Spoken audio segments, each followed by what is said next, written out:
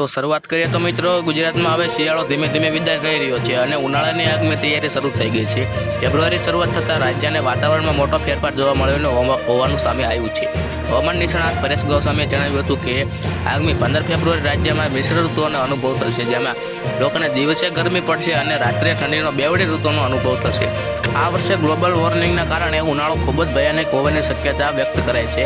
ખાસ કરીને માર્ચ મહિને દર મહિને રાજ્ય અને આકરી લૂ અને સહગરમી પડવાની આગાહી કરાવી છે કે જેની સીધી અસર લોકોને વ્યસ્ત અને ખેતીના રવિ પાકો જોવા મળી શકે છે। ઉત્તર ભારતમાં વેસ્ટર્ન ડિસેમ્બરની સક્રિય કારણે 11 ફેબ્રુઆરી સુધીના હળવી ઝાકળ પડવાની સંભાવના રહેલી છે।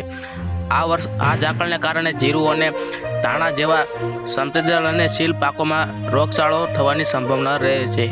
તો બીજી તરફ વાત કરીએ તો હોળી પહેલા નાણાકીય રાહતનો વરસાદ થશે અને કૃષિ મંત્રાલય સૂત્રો જણાવ્યા અનુસાર 22મો હપ્તો જાહેર કરવા માટેની વહીવટી અને તકની તૈયારી લગભગ પૂર્ણ થઈ ગઈ છે।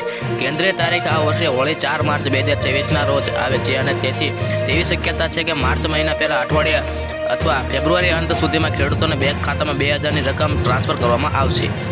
આ વર્ષનો પહેલો હપ્તો અને યોજનાનો હેઠળ 22મો હપ્તો થશે, જે 6000ની વાર્ષિક સહાય દર્શાવે છે।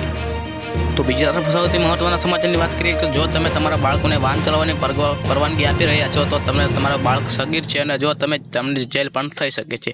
1 માર્ચ અમલ આવેલા નવા વાહન કાયદા હેઠળ સગીર દ્વારા કરવામાં આવેલા ગુના માટે વાલીઓની દોષિત ગણવામાં આવશે અને આવા કિસ્સામાં તેમને 3 વર્ષની જેલ અને 25,000 રૂપિયાનો દંડ થઈ શકે છે। જો તમે 2 વ્હીલર પર ત્રીજા સવાર તરીકે બાળકોને બેસાડો છો તો 4 વર્ષનું બાળક વધુ કરતાં ઉંમર વધુ હોય તો 1000 રૂપિયાનો દંડ ભરવો પડશે। એટલે આ લાગુ કાયદો